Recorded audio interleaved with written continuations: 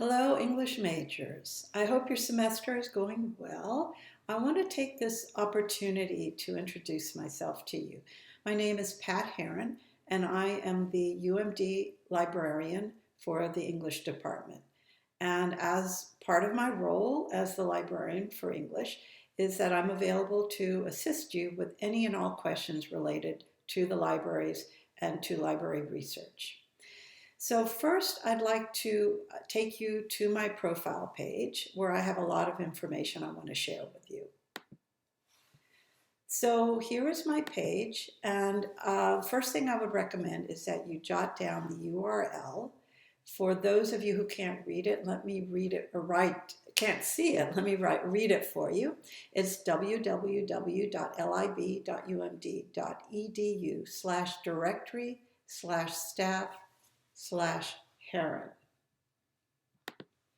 So as you can see, my contact information is available on the profile page. It includes my phone number, my email, and a place where you can actually make appointments with me. It shares my calendar with you. If none of these dates work and times work for you, you're always welcome to email me, and I'm sure we can find a time that works for both of us to meet. I want to also mention that I'm pretty good at responding quickly, as I know how busy you all are. So I generally respond to students' requests within 24 hours and often much sooner than that. So how can I help you? I'd like to give you a couple examples of how I can be of assistance to you. They are not by any means the full list, but it'll give you a sense of what I can do for you. I can help you find peer-reviewed journal articles for your research papers. I can help you learn how to use WorldCat to locate books and book chapters. I can also help you locate primary sources for your papers. In addition, I can assist you with figuring out how to create good search strategies and identifying good keywords to use when you're searching WorldCat and the library's databases. And I can also help you gain access to books, book chapters, and articles that are not owned by the University of Maryland libraries. I have also created a number of library guides that are available for you to refer to as you embark on your research. And you can locate them on my profile page under Research Guides here. So let's take a look at some of these. Now, as you can see, there are quite a number of them. Some are very narrowly focused, such as those designed for specific courses for which I offer research sessions, like, for example, Honors Humanities 206. And there are those that are related to very specific authors like William Shakespeare and Mary Shelley. Others are much broader in scope. The guide that I recommend for much of your coursework in English is the one entitled Research Guide for the English Major. So let's take a look at it. There's a lot of useful information here for you that will help you with your papers and projects. I will highlight the information under a few of the tabs here, but I do encourage you to take a look at the entire guide when you have some time. So the Library Research Tips is a 4-page PDF document that gives a lot of tips for searching in our catalog WorldCat and in the MLA International Bibliography, which is the most important journal article database for the English major. It also includes information about some of the other databases in the EBSCO family of databases. So let's go back to the guide.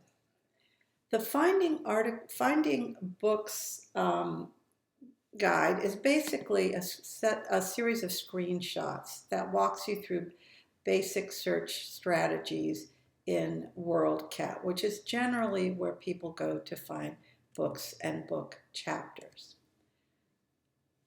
The Finding Articles tab is a little bit more complicated. It's divided into 3 segments, one for each of 3 of the 4 tracks of study for English majors: literary and cultural studies, language, writing and rhetoric, and media studies. And under each is a list of the most important article databases for that particular study of area of study. The two that I generally recommend you work with are the MLA International Bibliography and Academic Search. They generally will get you most of what you need, but there are many others that are relevant as well. For instance, under Media Studies, you definitely want to look at the Communication and Mass Media Complete and Film and Television Literature Index. All of these databases are licensed to the University of Maryland and require authentication for use.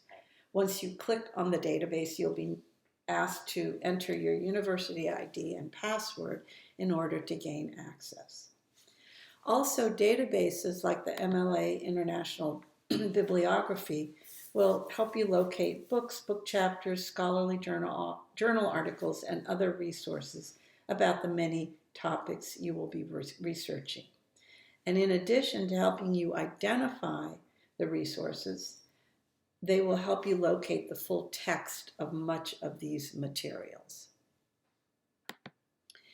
If your paper requires or project requires the use of historical primary sources, I suggest you take a look at the tab entitled Primary Sources for Historical Study.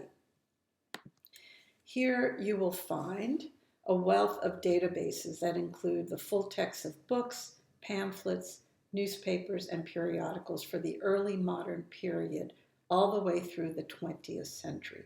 And the focus is on English language materials published in the United States and Great Britain. And as you are putting the final touches on your paper, the tab on Evaluating and Citing Sources will point you to the basics of how to cite your materials using the MLA and the Chicago styles of citation. And lastly, but not least, once you have completed that well-researched and incredibly well-written research paper or project, the libraries invite you to submit it to the Undergraduate Research Award competition. Submissions are accepted between November 15th and February 15th of each year, and up to 3 awards of $1,000 each will be awarded to undergraduates who impress us with their research and writing. And I'd like to add that in the past, many of our past winners have been English majors. So please consider entering your project in this contest. So in closing, I just want to remind you that I am available at any time to assist you with your research questions. No question is too small, or, I welcome any of the questions that you might have.